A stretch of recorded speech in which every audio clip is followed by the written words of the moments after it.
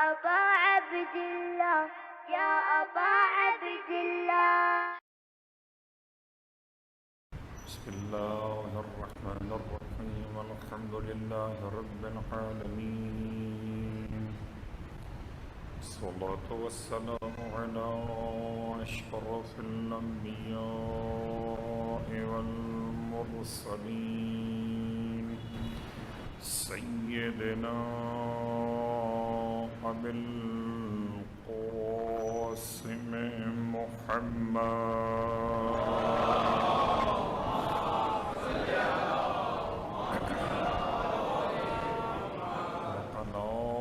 بيته الطيبين الطاهرين واللعنة الدائمة على أعدائهم أجمعين أما بعد فقد قال الله تبارك وتعالى في كلامه الحميد وفرقانه المجيد قوله الحق وهو أصدق القائلين بسم الله الرحمن الرحيم قد أفلح المؤمنون الذين هم في صلاتهم خاشعون والذين هم للزكاة فاعلون والذين هم عن اللغو معرضون والذين هم لفروجهم حافظون. صلوات پڑھ لیں محمد.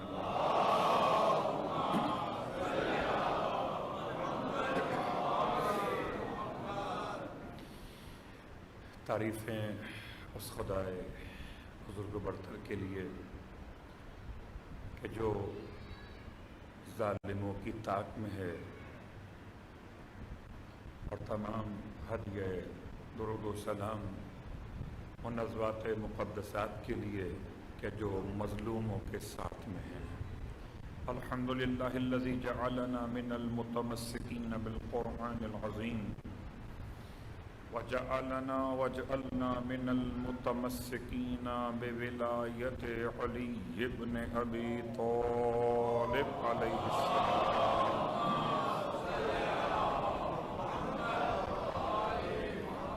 عظم اللہ اجورنا واجورکم بمصابنا بالحسین علیہ السلام وجعلنا وإياكم إن شاء الله من الطالبين بصأره مع وليه الإمام المهدي من آل محمد عليهم السلام.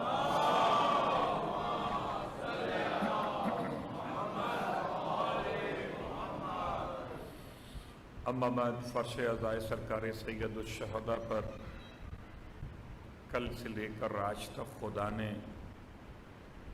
اتنی زندگی اور عطا کی ہے کہ آج پھر فرش عزا کی خدمت کا شرف مجھے اور آپ کو حاصل ہو رہا ہے. این سعادت زور بازو نیست، یہ تو خدا نے بخش دیا ہے، اپنے قوت بازو سے حاصل نہیں ہوا ہے. خداوند عالم کی بارگاہ میں اس کا شکریہ ادا کرتے ہیں. محرم الحرام کی 2 تاریخ 1443 سن ہجرت، تو یقیناً عنوان ایک طالب علم کی حیثیت کے ساتھ آپ کی خدمت میں کل اناؤنس ہو چکا. صفات مومن. سرنامہ کلام میں سورہ مبارکہ المومنون کی ابتدائی آیات کی تلاوت کا شرف اس دعا کے ساتھ کہ خدا مجھے عمل کی توفیق مرحمت فرمائے، آپ کی خدمت میں بیان کی صلاحیت عطا فرمائے. صلوات پڑھ لیں محمد و آلہ.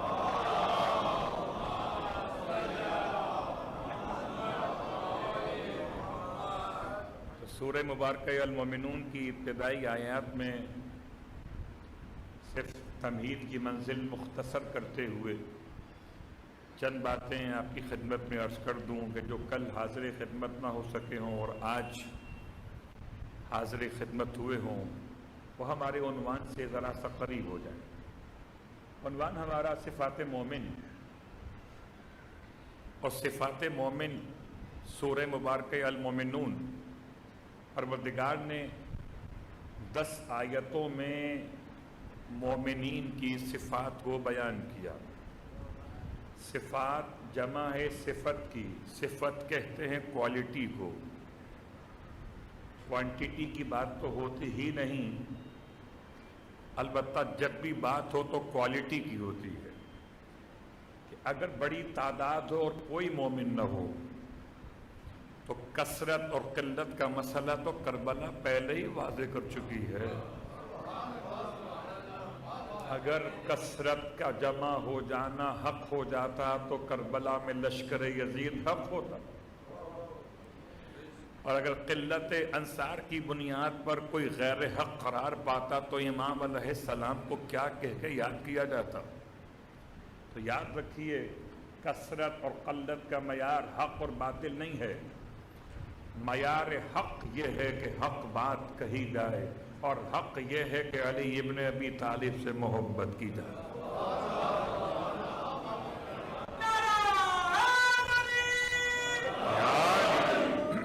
پروردگار کا احسان لطف و کرم ہے کہ آج سب کے سب اپنے آپ کو حق کے نام سے متمسک کیے ہوئے ہیں۔ کسی نے ادارہ نور حق کے نام سے ادارہ بنایا ہے، کوئی حق تلاش کرتے کرتے اپنے آپ کو ضیاء کہہ کے چلا گیا۔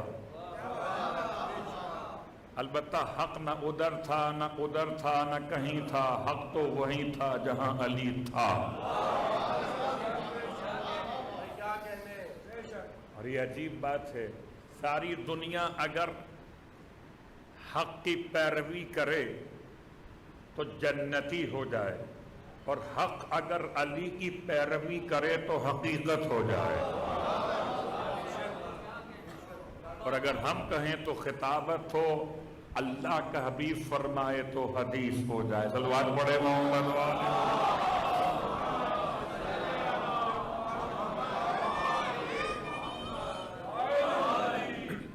تو منزل فکر پر منزل تمہید سے متصل رہتے ہوئے کہ مولا متقیان کا جملہ کل میں نے آپ کی خدمت میں وہاں تک پہنچایا تھا کہ آپ نے جن آیات کی تلاوت کا انتخاب کیا آغوش رسالت معاد میں،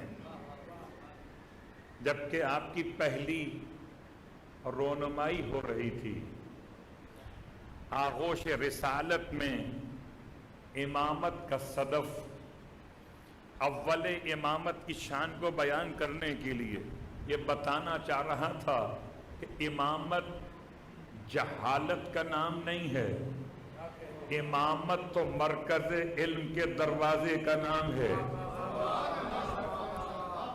یاد رکھو، اب جس کو چاہو اقتدار دو، اقتدار تمہارے اختیار میں، انتخاب خدا کے اختیار میں ہے۔ تو آغوش رسالت مآب سے اللہ کے رسول کی گود سے مولا نے کن آیات کا انتخاب کیا؟ الحمد سنا دیتے، سورہ کوثر سنا دیتے، سورہ ایلاف سنا دیتے، سورہ قریش سنا دیتے، مگر آپ نے سارے سورہ قرآنی سے انتخاب کیا سورہ المومنون کا۔ غور کیجئے گا، قرآن مجید کا 23ویں نمبر کا سورہ اور 23ویں نمبر کا سورہ آپ نے 10 آیتوں کے انتخاب کے ساتھ پیغمبر کی گود میں، مجھے بالکل مریم کا زمانہ یاد آیا جب سورہ مریم نے پکار کے بتایا، عجیب کیفیت تھی، آغوش میں شہزادے کو لیے ہوئے جب حضرت مریم قوم کے سامنے پہنچی تو قوم نے مریم سے پوچھا کہ آغوش میں بیٹا کیسے؟ تو جواب کیسے دے؟ طاہرہ ہے، طاہرہ ہے، بطول ہے، العذرا ہے، جواب کیسے دے؟ سیدہ ہے، ایک سید کی ماں ہے، جواب کیسے دے کہ خدا نے اسے بغیر شوہر کے صاحب اولاد کر دیا؟ لوگ کہاں سمجھ سکتے تھے کہ خدا اس قابل بھی ہے؟ صلوات پڑھے محمد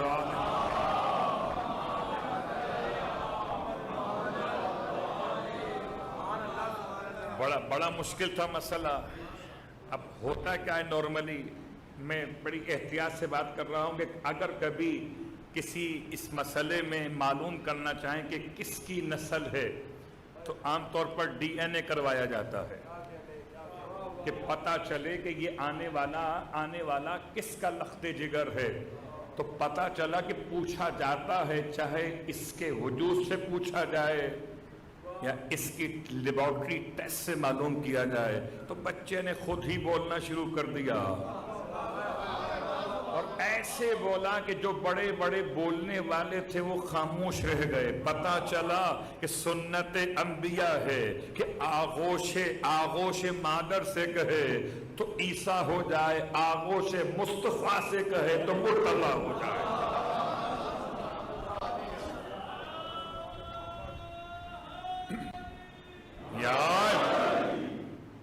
آغوش مصطفیٰ سے کہے، اللہ۔ اور آپ کو تو اندازہ ہے قبلہ، میں کل پڑھ رہا تھا، بات اور تھی، کل قبلہ موجود نہیں تھے، آج قبلہ موجود ہے۔ تو جب کبھی علماء کے سامنے لب کشائی کی جائے تو پھر تو وہ عنوان نہیں رہتا، یعنی فصاحت و بلاغت کے ربط ختم ہوتے ہوئے دکھائی دیتے ہیں کہ جب کوئی استاد سن رہا ہو، کیا کہنا، انبیاء کا استاد سن رہا ہے، فرشتوں کا استاد سنا رہا ہے، دونوں استاد۔ صلوات پڑھے محمد والے محمد۔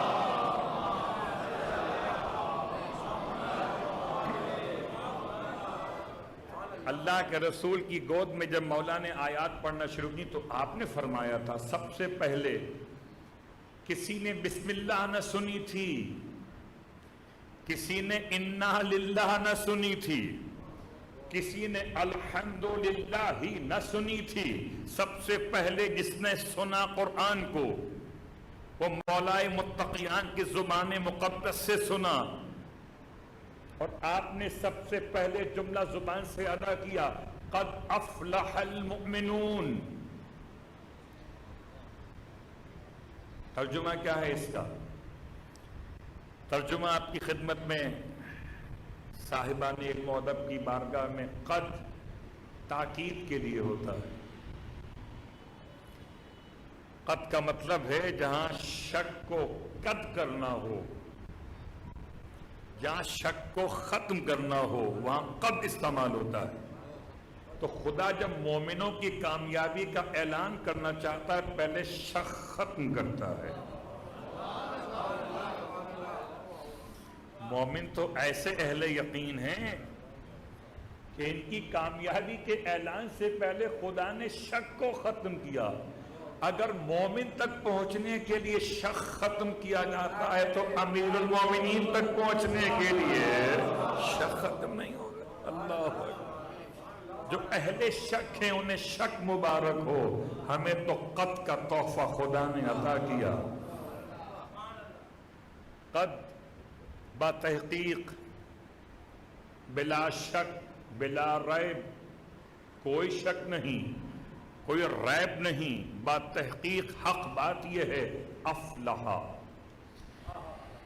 افلح فلاح سے نکلا ہوا لفظ ہے، اور اس کے جو معنی ہیں وہ عجیب سے ہیں، میں اردو میں کیا بیان کروں، چیرنا اور پھاڑنا۔ خیال رکھیے یہ لغت کے مسائل ہیں، مجھے پڑھیں گے، صلوات پڑھے محمد والے۔ چیرنا، دیکھیے قبلہ کہیں چیرنا اور پھاڑنا دہشت گردی ہو جاتا ہے اور کہیں علاج مرض ہوتا ہے، اور کہیں چیرنا اور پھاڑنا علامت رزق ہوتا ہے۔ کہیں چیرنا اور پھاڑنا عطائے پروردگار ہوتا ہے، تو ایسا نہ ہو کہ لفظ سے آپ کہیں اور نکل جائیے۔ ویسے تو راستے سب بند ہیں، تو کھلا ہے وہ حسین کا ہی تو راستہ ہے۔ تو افلح کا ترجمہ بیان کرنے کے لیے میں مجبور ہو گیا، چیرنا اور پھاڑنا۔ کیوں کہ یہ لفظ استعمال ہوتا ہے عام طور پر زمین کی زراعت کے لیے، اسی لیے کسان کو کہتے ہیں فلاح، تو زمین کو چیر کر اس سے پودا نکالنے کے اسباب فراہم کرتا ہے۔ جب کوئی ننھا سا بیج زمین کے سینے کو چیر کر باہر اپنے وجود کو ظاہر کرتا ہے تو اس خدمت گزار کو بھی فلاح کہتے ہیں۔ تو اب کیا کامیابی ہے، اور آپ اس لفظ سے اور پہچانیں گے اپنی اذان و اقامت میں آپ نے پہلے کہا حی علی الصلاۃ، آؤ نماز کی طرف، آؤ نماز کی طرف، پھر کہا حی علی الفلاح، آؤ کامیابی کی طرف۔ تو یہاں ترجمہ کامیابی کیوں کیا گیا کہ اصلاً جو اپنی خودی کو توڑ کر اپنے نفس کو منزل کمال پر خدا کی جانب لے جائے، اسی کو تو فلاح کہتے ہیں۔ یا سرکار ختمی مرتبہ احمد مجتبی محمد مصطفیٰ صلی اللہ علیہ وسلم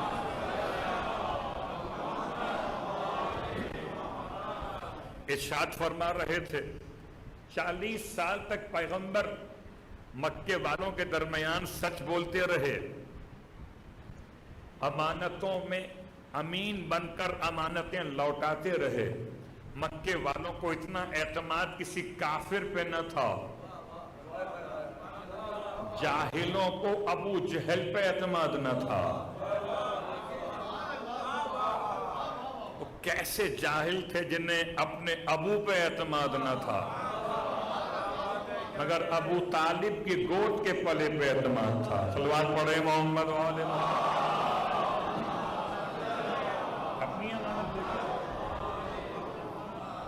اچھا، آپ تو سمجھتے ہیں کہ امانتوں کے مسائل کیا ہیں۔ سنا ہے کسی بینک میں کارروائی ہوئی، کراچی کا ہی واقعہ ہے، امانتوں میں کیا خیانت ہوئی، میں جملہ بیان نہیں کر سکتا کہ پس منظر میں کس کا نام آ رہا۔ صلوات پڑھے محمد و آل محمد۔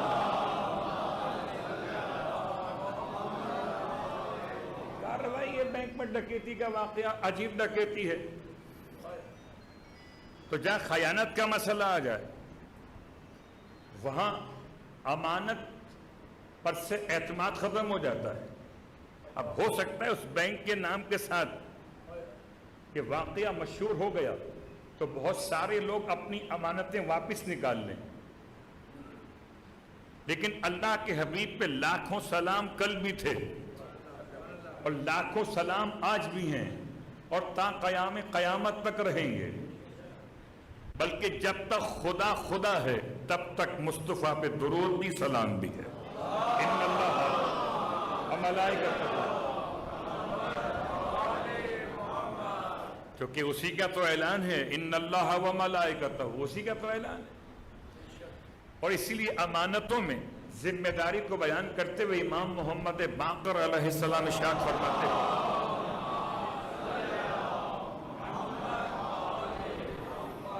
میں ترجمہ کر دوں وقت کو بچانے کے لیے، 3 باتیں امام فرماتے ہیں ایسی جن میں چھٹی نہیں ہے، رخصت نہیں ہے، جن میں 3 میں رخصت نہیں، چھٹی نہیں۔ یہ 3 باتیں کون سی ہیں مولا؟ ارشاد فرمائے مولا نے، پہلی بات کہ وعدہ وفا کرو، چاہے کافر سے کیا ہو یا مومن سے کیا ہو۔ وعدے کی وفا میں مذہب نہیں دیکھا جاتا، وعدے کی وفا میں مسلک نہیں دیکھا جاتا، کہ وعدہ مذہب و مسلک سے بلند انسانیت کا نام ہے۔ اللہ اکبر۔ تو وعدے میں گنجائش نہیں بنتی کہ جناب مومن ہوتا تو پورا کرتا، رہے یہ تو غیر مومن ہے، نہیں، وعدہ پورا کرنا پڑے گا، امام فرما رہے ہیں۔ پھر آپ فرماتے دوسری بات کہ امانتوں میں کافر کی امانت ہو یا غیر کافر کی امانت ہو، مومن کی امانت ہو، امانتوں میں خیانت کی رخصت نہیں ہے۔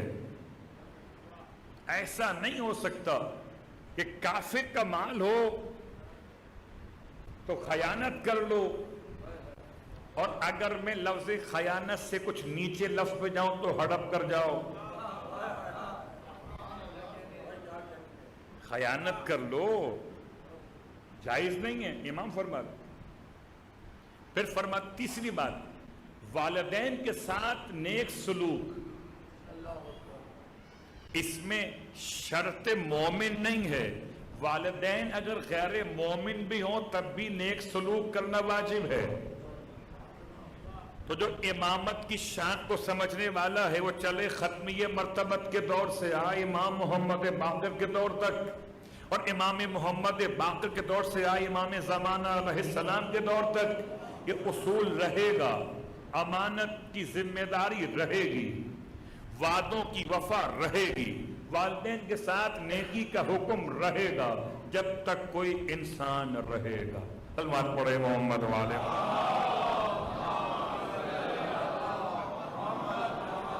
اب اگر انسان نہ رہے تو باقی ختم ہو گئی۔ تو اللہ کا رسول نے جو اعلان کیا تھا اپنی پوری 40 برس کی زندگی پیش کرنے کے بعد، آپ نے اعلان کیا کیا تھا؟ قولوا لا الہ الا اللہ، اور قولوا لا الہ الا اللہ کے بعد آپ نے کیا فرمایا تھا؟ تفلحو، جو اذان کا جملہ بنا، جو اقامت کا جملہ بنا، تفلحو، وہ جو سورہ مبارکہ مومنون کی پہلی آیت بنی، افلحا، ترجمہ کیا ہے؟ کامیاب۔ تم کہہ دو لا الہ الا اللہ، کامیاب ہو جاؤ گے۔ تم آؤ نماز کی طرف، کامیاب ہو جاؤ گے۔ لیکن عجیب بات ہے، نماز کے بعد کامیابی، کلمے کے بعد کامیابی، اور جب تذکرہ مومن کا ہے تو کامیابی پہلے۔ اس لیے خدا کے نزدیک اسے مومن کہتے ہی نہیں ہے جو بے نمازی ہو۔ صلوات پڑھے محمد۔ آیت کہہ رہی ہے، یہ تو آیت بتا رہی ہے قد افلح المومنون، اور صیغہ ماضی کا استعمال کیا، اور ماضی کا مطلب کیا ہے؟ دیکھیے، اگر ہم کامیاب ہوں گے تو امتحان کے بعد کامیاب ہوں گے۔ امتحان سے پہلے کامیاب کوئی کیسے ہو سکتا ہے؟ بالکل ایسے جیسے کوئی اگر ویکسین لگوانے کے بعد اس کو ملے سرٹیفکیٹ تو صحیح ہے، اور اگر لگوائے بغیر مل جائے تو کہیں گے پاکستان میں ہی ممکن ہے، نہیں کویت میں بھی ہوا۔ صلوات پڑھے محمد وعلى محمد۔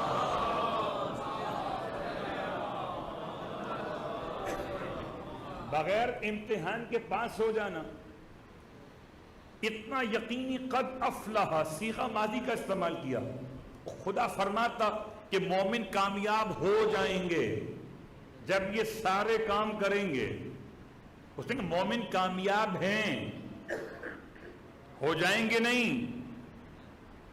بالکل ایسے صیغہ ماضی کا استعمال کیا جیسے قیامت کو بیان کرتے ہوئے سورہ واقعہ نے یہ نہیں کہا قیامت آئے گی، اذا وقعت الواقعۃ، قیامت تو واقع ہو گئی۔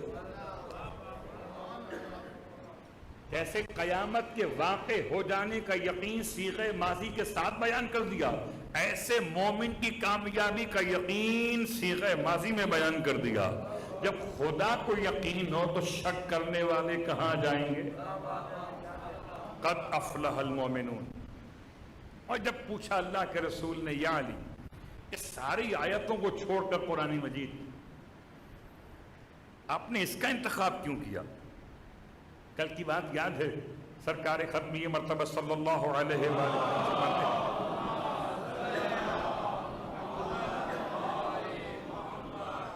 کہ مجھ پر 10 آیتیں ایسی نازل ہوئی ہیں کہ جو ان کو اپنے عمل میں لے آئے، ان کی اقامت کرے، ان کے لحاظ سے زندگی اپنی سنوار لے تو جنت میں داخل ہو جائے گا۔ 10 آیتیں، یہ 10 آیتیں جو پیغمبر نے بیان فرمائی وہی مولا کی زبان پر آئیں، اور جب مولا کی زبان پر آئیں تو اللہ کے رسول نے پوچھ لیا۔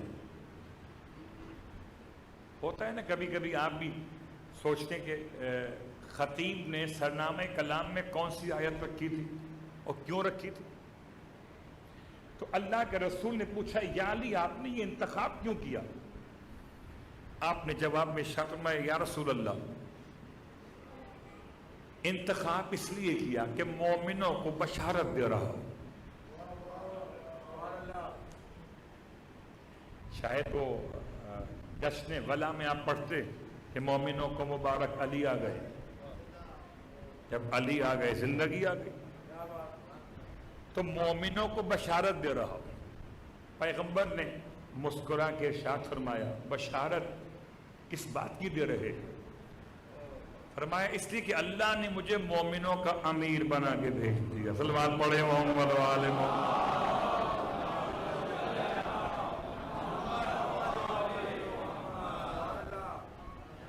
تو صیغہ استعمال ہوا ماضی کا، پھر استعمال ہوا صیغہ اسم فاعل شکل جمع میں المومنون۔ اور میں یہ بات تو ہزارہا مرتبہ کہہ چکا کہ آیتیں قرآن میں 1400 سال پہلے آ گئیں، اب ہم کیا کریں کہ کسی اور نے لفظ مومن کو ایڈاپٹ نہیں کیا، ایڈاپٹ کر لیتے، کس نے منع کیا تھا؟ کیا ہم نے قبضہ کر لیا تھا؟ بھائی یہ سمجھیے کہ سب کے لیے تھا لفظ مومن، مگر صرف پکڑا علی والوں نے لفظ مومن، اور آج ایسے ہمارے نام کے ساتھ چلنے لگا کہ اب کوئی غیر پڑھتا ہے کہ مومنوں سے شرکت کی التماس ہے تو باقی کہیں اور چلے جاتے ہیں، علی والے یہیں آ جاتے ہیں۔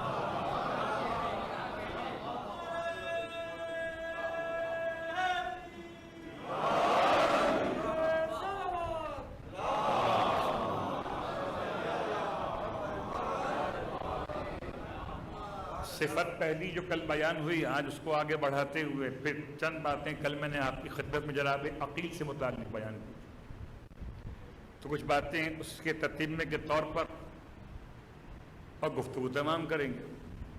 پہلی صفت کیا ہے مومنین کی؟ الذین هم فی صلاتہم خاشعون، وہ جو نماز پڑھتے ہیں وہ نہیں، جو نماز میں خشوع اختیار کرتے وہ مومن۔ کتنا حسین لطیف فرق ہے، ہر نمازی کو آیت نے مومن نہیں کہا، اس لیے کہ سب کے جسم تو نمازی ہو سکتے ہیں، دل اس کا ہی نمازی ہوگا جس کے دل میں علی ہوگا۔ یہ کیا ہے؟ خشوع کیا ہے؟ اور صیغہ استعمال ہوا پھر اس میں فاعل کا، اس میں فاعل کے صیغے کی پہچان کیا ہے؟ کیا خاشعون، خاشعون ایک خاشع، خاشعون صیغہ جمع 3 اور 3 سے زیادہ خاشع، تو صیغہ فاعل استعمال کر کے خدا نے متوجہ کیا کہ جو کبھی خشوع کرے کبھی نہ کرے وہ مومن نہیں ہے۔ بہت عجیب بات کر رہا ہوں، کچھ ہوتے ہیں نا کہ موسم کے لحاظ سے عبادت بدلتے ہیں، ہوتا ہے کہ بچہ بیمار ہو گیا تو بڑی خشوع کی نماز پڑھ رہے تھے، اور جب ٹھیک ہو گیا تو چلتی پھرتی نماز پڑھ رہے تھے، جب جاب چھوٹ گئی تو خشوع کی نماز تھی، جاب لگ گئی تو پھر وضو کے ساتھ ہی نماز تھی، بس خشوع نہیں تھا۔ خشوع ہوتا کیا ہے؟ سرکار ختم یہ مرتبہ صلی اللہ علیہ وسلم کیا فرمایا؟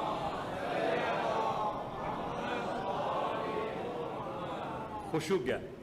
फरमाए अत्तवाज़ु, अल खुशू लम्मा सुइला अन रसूलिल्लाह, जब पूछा गया अल्लाह के हबीब से कि क्या है खुशू, फरमाए अत्तवाज़ु,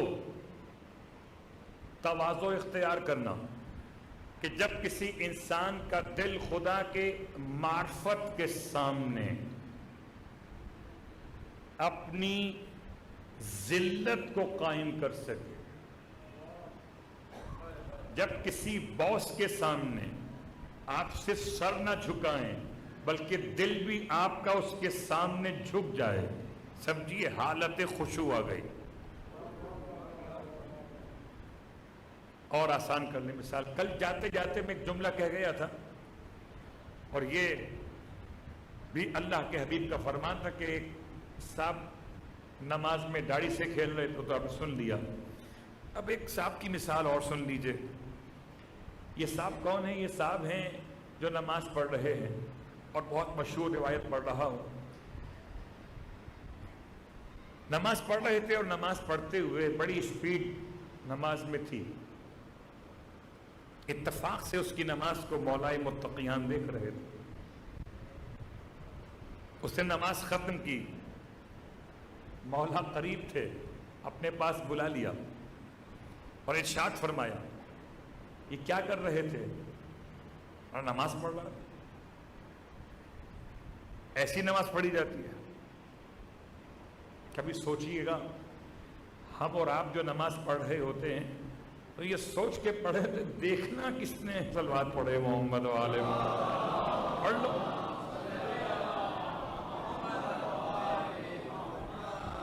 देखना किसने है? अगर ये यकीन हो जाए कि देखना खुदा ने है, खुदा के मुस्तफा ने है, मुस्तफा के मुर्तजा ने है, तो फिर नमाज का बयान बदल जाएगा। मौला की मोहब्बत की नमाज और होगी। तो ये शख्स कहता है मौला से नमाज पढ़ रहा था, और मैं ऐसी नमाज पढ़ रहा। कहता है मौला गलती हो गई, मैं नमाज दोबारा पढ़ लेता। अब उसने इमाम को खुद पेशकश की, अब देखिए आप कैसी नमाज पढ़ता हूं। अली को दिखा के नमाज शुरू कर दी। बड़े खुलूस के साथ कहिए, लंबी चौड़ी आयतें सूरतें पढ़ के नमाज मुकम्मल की। अब नमाज मुकम्मल करके चाहता था कि अली दाद जैसे इस्लाह फरमाई थी ऐसे शाबाश दे दें। इमाम के पास आया कि मौला मुझे शाबाश देंगे, थपकी देंगे कि बड़ी अच्छी नमाज पढ़ी। क्या नमाज पढ़ी तुमने? इमाम से पूछा, कहता है मौला, तो इमाम कुछ नहीं बोले। तो कहता है मौला बताएं कौन सी अच्छी लगी? इमाम फरमाते पहली वाली। कौन सी अच्छी थी? पहली वाली। कहता है मौला अगर पहली ही अच्छी थी तो मैं दूसरी क्यों पढ़ी मैंने? ये तो मौला थे, कोई होता हम जैसा तो पलट के कहता तुझसे कहा किसने था पढ़ने के लिए? तूने खुद ही तो ऑफर की थी पढ़ने की। पूछता मौला बताएं फर्क क्या था जो आप पहली वाली की बात कर रहे हैं? इरशाद में पहली नमाज अरकान नाकिस थे मगर नीयत कामिल थी। किबला अगर रूह इंसान की कामिल हो, जिस्म बीमार और नाकिस हो तो मैयत नहीं हो जाता। लेकिन अगर रूह बीमार हो जाए, जिस्म कामिल हो तो फिर इंसान दफनाया ही जाता है। इमाम फरमाते पहली नमाज और दूसरी में फर्क ये, पहली खुदा के लिए पढ़ रहा था, दूसरी मुझे दिखाने के लिए पढ़ रहा था। तो अली को तो वो नमाज भी पसंद नहीं जो अली को दिखाने के लिए पढ़ी जाए। अली तो उसी नमाज को पसंद करते हैं जो खुदा के लिए पढ़ी जाए। सलवात पढ़े मोहम्मद वाले मोहम्मद।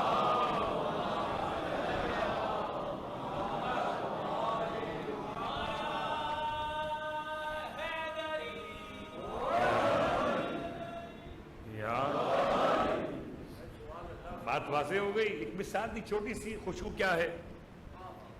اور اس خشوع کی تلاش کے لیے اگلی آیت پہ جانے سے پہلے آج کی حد تک بات مکمل کر رہے ہیں کہ نماز میں کوشش کریں کہ ترجمہ ذہن میں رہے.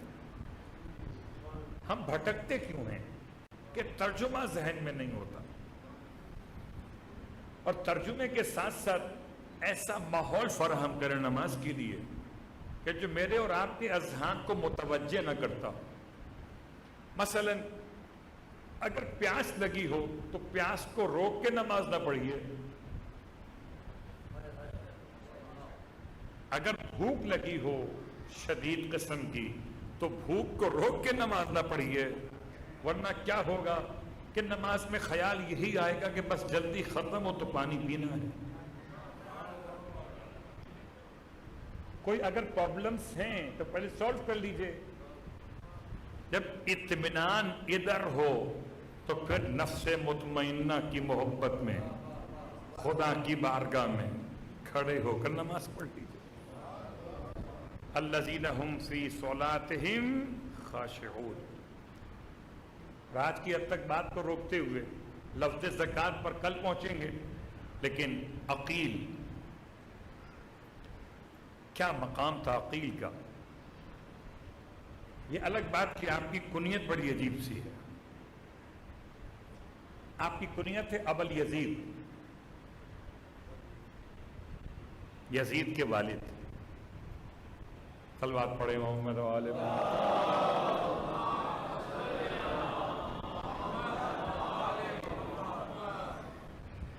یزید لفظ کا ترجمہ کیا ہے؟ یزید ایک عربی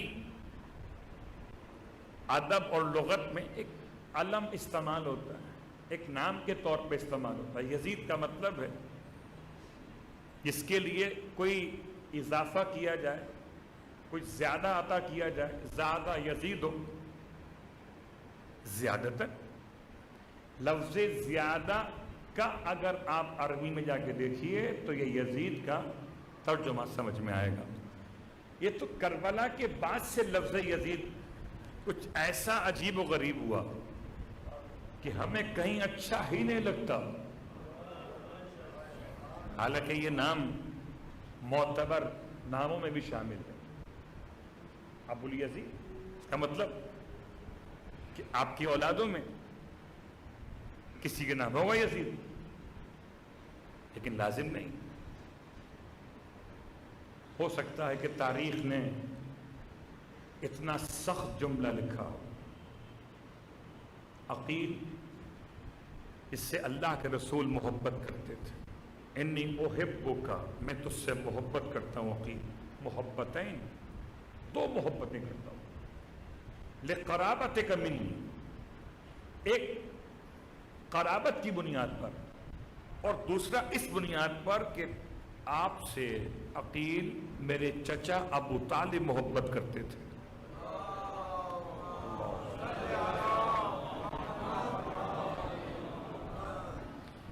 یہ دو محبتیں اللہ کے رسول کی طرف سے عقیل کے لیے. اور جناب عقیل اللہ کے رسول کے بہترین اصحاب میں شامل. بعض نادان لوگوں نے عقیل کو ڈالا اس طرف کہ فتح مکہ، بعض کہتے ہیں جی بدر کے موقع پر نہیں، اس وقت ہی اسلام کا اظہار کیا جب جعفر نے کیا. یہ بھی تمہیں سمجھانے کے لیے جس کے گھر مصطفیٰ پلتے ہوں. بھائی جناب عقیل کے بستر پر بھی تو رسول کو لٹایا جاتا تھا، اور رسول کو عقیل کے بستر پہ لٹاتے تھے. تو اگر کہیں بستر کا رد و بدل ایمان کا عنوان بنے تو عقیل بھی ان میں شامل ہیں. کہ ابو طالب کے چاروں بیٹے، اور پیغمبر کے بستر پر آپ نے ہر بیٹے کو لٹایا اپنے، اور پیغمبر کو اپنے ہر بیٹے کے بستر پہ لٹایا. یوں سمجھیے کہ ابو طالب علیہ السلام نے اپنے چاروں بیٹوں کو محمد مصطفیٰ پہ قربان کر دیا. ان میں عقیل شامل ہے. عقیل علیہ السلام کی شادی کل جو تذکرہ تھا اس کو مکمل کرتے ہوئے کسی کنیز سے نہیں ہوئی، اسے شام سے خریدا ہو. آپ کی شادی قوم نبطی کی خاتون سے ہوئی، اور نبطی قبیلہ کہلاتا تھا عجم، یعنی آج کی زبان میں کہیے ایرانی. حضرت عقیل ابن ابی طالب کے نکاح میں ایرانی خاتون تھی، آزاد خاتون تھی، کوئی کنیز نہیں تھی، اور خدا نے اسی خاتون سے آپ کو صاحب اولاد کیا. جناب عقیل کی شخصیت میں اس طریقے سے تاریخ نے شخصیت کو چھپانے کے لیے اتنے سارے واقعات میں کل مکمل کر چکا. جناب عقیل، آپ کا گھر اتنا مقدس کہ جنت البقیع میں 4 ائمہ کی قبور مقدسات عقیل کے گھر میں ہیں. اگر کبھی جنت البقیع تاریخ آپ پڑھیں یا سماعت کریں تو جنت البقیع میں الگ الگ پورشن بنے ہوئے، ٹکڑے بنے ہوئے، یہ اس خاندان کا، یہ اس خاندان کا، اس خاندان کا. تو 4 اماموں کی قبور مقدسات ہیں وہ جناب عقیل کے گھر کے اندر. وہ 4 امام اہل بیت کے عقیل کے گھر مہمان ہیں آج تک. اور جناب عقیل کو ہی سرکار ختمی مرتبہ صلی اللہ علیہ وآلہ وسلم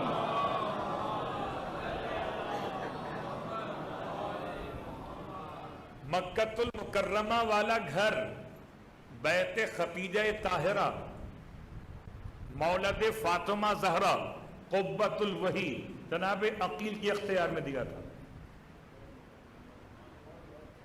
مکے میں امین تھے مصطفیٰ کے لیے، اور مدینے میں میزبان آل مصطفیٰ کے لیے. یہ عقیل ہیں،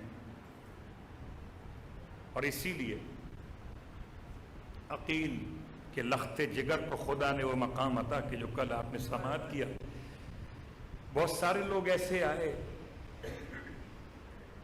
جن کا نام تاریخ میں لیا نہیں جاتا، صرف اشارے کر رہا ہوں. ایک کا نام تھا عبید اللہ ابن حر جعفی. منزل قصر بنی مقاتل پر امام کی اس سے ملاقات، عجیب جملہ ہے، اور امام فرماتے ہیں کہ تم میرا ساتھ نہیں دو گے، تم نہیں چاہتے کہ تمہارے گناہ بخشے جائیں.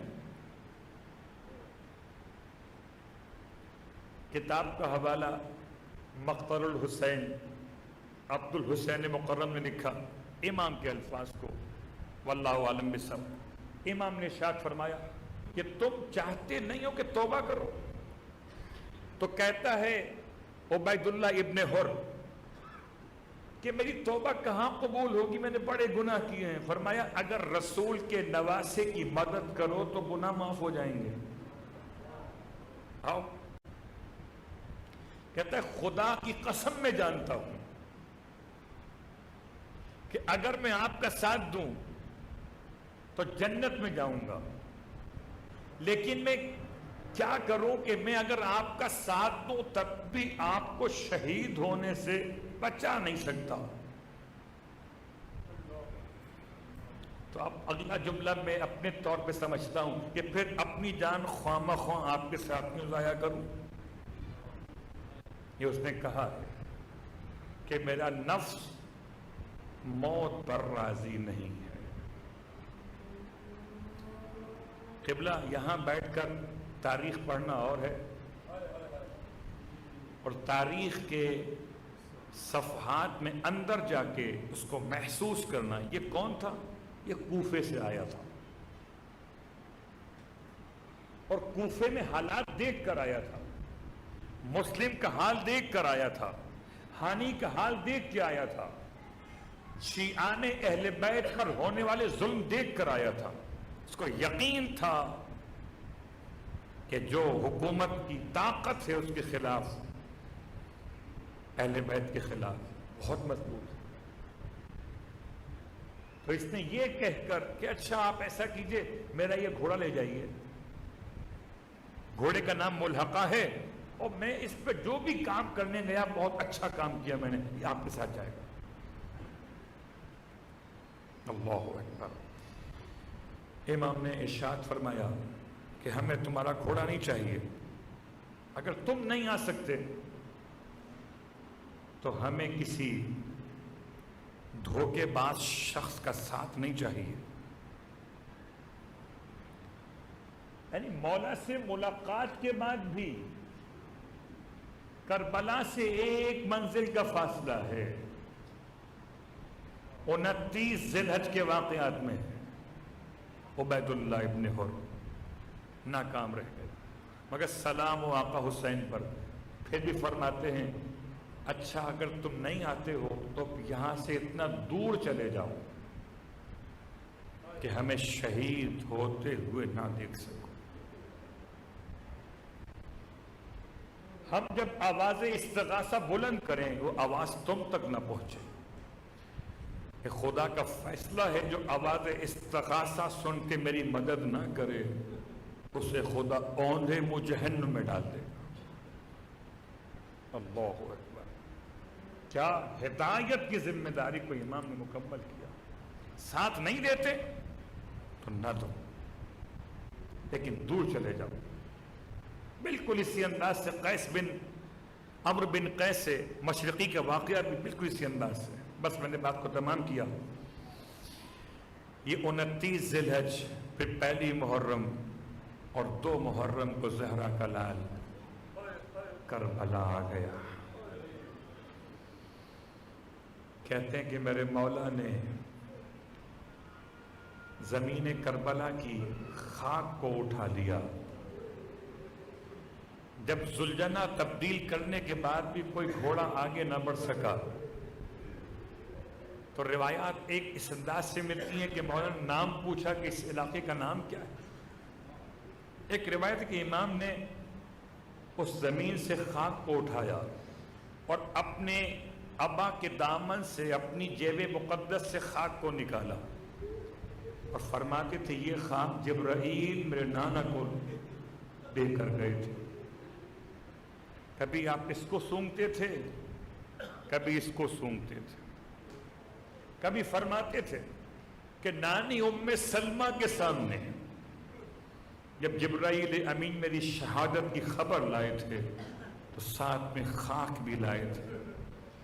امام فرماتے ہیں اسی مقام کا وعدہ کیا گیا تھا کہ مقتل کی روایت ہے، فرماتے ہیں یہیں پر ہمارے خیام نصب کیے جائیں گے، یہیں پر ہمارے بیٹوں کو ذبح کیا جائے گا، یہیں پر ہماری لاشوں پہ گھوڑے دوڑائے جائیں گے۔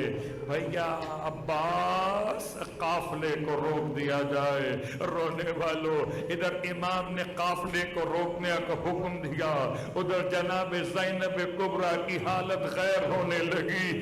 اس زمین کربلا پر ابھی چند ساعتیں گزری ہیں، جناب زینب سے بیٹھا نہیں جاتا، جناب ام کلثوم کی عجیب حالت ہے۔ رونے والوں ماں جائے کو بلوا کے کہتی ہیں بھیا یہاں سے کہیں اور کیوں نہیں چلتے؟ پوچھا مولا نے بہن کیا ہو گیا؟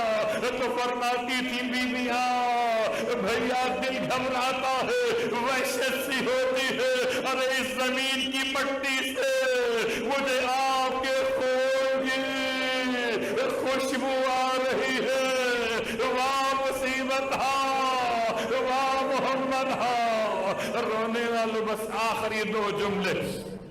امام نے قیام کا فیصلہ کر لیا، میرا مولا زمین کربلا پہ اب قیام نصب ہونے لگے، زمین خرید لی گئی۔ ہائے بنو اسد کے زمینداروں سے امام نے زمین خریدنے کے بعد پھر ارشاد فرمایا تھا اے بنی اسد کے مردوں، اے جوانوں، جب ہم شہید کر دیے جائیں تو ہماری لاشوں کو دفن کر دینا۔ واہ مصیبت آج بھی محرم کی 12 تاریخ میں بنی اسد کے لوگ آتے ہیں، ہاتھوں میں بیلچے لیے ہوئے، ہاتھوں میں کدال لیے ہوئے، آ کے کہتے والوں، امام نے کیوں فرمایا تھا بیویوں سے کہ اگر تمہارے مرد دفن نہ کر سکیں تو تم نہر کے کنارے پانی بھرنے آنا تو ہمارے لاشوں کو دفن کر دینا؟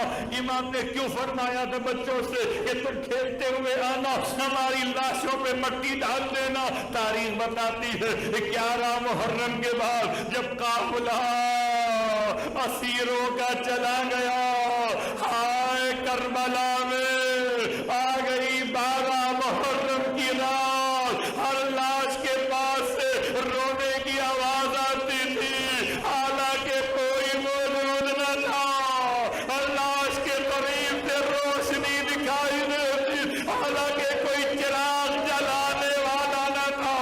اجرکم اللہ۔ ایسے میں کہتے ہیں 12 محرم کو جب بیویاں بنی اسد کی خواتین پانی بھرنے کے لیے نہر فرات کے کنارے آئی، وحشت زدہ ہو گئی، عجیب منظر دیکھا کہ پرندے آ رہے ہیں خون حسین میں اپنے پروں کو بولتر کر رہے، ارے حیوانات جمع ہو گئے، آوازیں گریا بلند ہے، وحشت کا عالم تھا، بیویوں پر اپنے ہاتھوں سے پانی کے برتن پھینکے روتی ہوئی چلی، اپنے مردوں سے کہتی تھی ارے زہرا کے لال کا ساتھ نہ دیا، اب تو لاشیں دفنا دو، دیکھو کہ حیوانات لاشیں شہداء کے قریب گریا کنا۔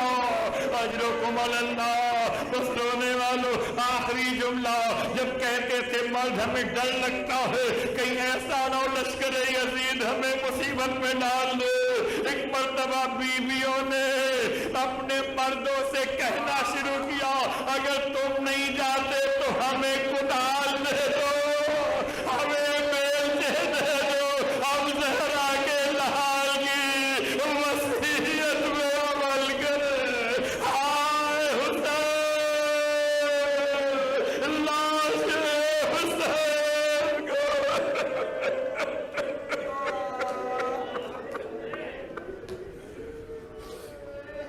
اللہ ولعنة الله على القوم الظالمين وسيعلم الذين ظلموا أي منقلب ينقلبون۔ بار اللہ واسطہ محمد و آل محمد کا ہماری اس عبادت کو اپنی بارگاہ میں قبول و مقبول فرما۔ بار اللہ واسطہ محمد و آل محمد کا پروردگار کوئی غم نہ دے سوائے غم آل رسول کے۔ بار اللہ واسطہ محمد و آل محمد کا میرے مالک کربلا مولا کی زیارات سے ہم سب کو مشرف فرما۔ پروردگار ایام عزا ہیں، پروردگار کربلا میں زہرا کا لال آ چکا ہے، پروردگار اتنی زندگی اور عطا فرما کہ جی بھر کے سیدہ کو ان کے لال کا پرسہ پیش کر سکے۔ پروردگار ہماری دعائیں اپنی بارگاہ میں قبول و مقبول فرما، تمام عزاداروں کو صحت و عافیت عطا فرما، بیماریوں سے وائرس سے تمام سے محفوظ فرما، امام زمانہ علیہ السلام کے ظہور میں تعجیل فرما، اور ہم سب کو امام علیہ السلام کے ادنا ترین خدمت گزاروں میں شامل فرما۔ ربنا تقبل منا انک انت السمیع العلیم بجائے محمد وآلہ المعصومین برحمتک یا ارحم الراحمین۔